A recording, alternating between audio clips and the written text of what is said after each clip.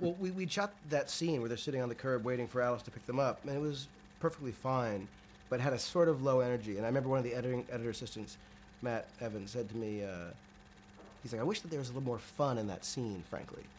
Because it's the one time they're all together before the train crash, where you can see what they are. And I thought, that's a good point. And it just kind of stuck with me.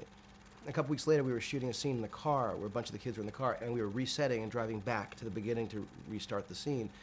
And the kids were just off camera, just relaxing, and they were all singing some song. It was a current song, but they were singing some song, and I would sing it for you now, but I don't want to do that to you. But they were singing the song, and the way they were doing it was so sweet and funny, and I was just laughing, listening to these kids be themselves. And I thought, that's what that scene needs to be.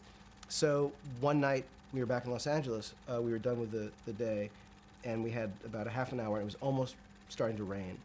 And I convinced the DP, Larry Fong, to very quickly set up the same lighting on a curb. And he was like, we can't match it. It took 4 hours to get that lighting set. I'm like, Larry, we have to do this. Tonight's the night, because we can't.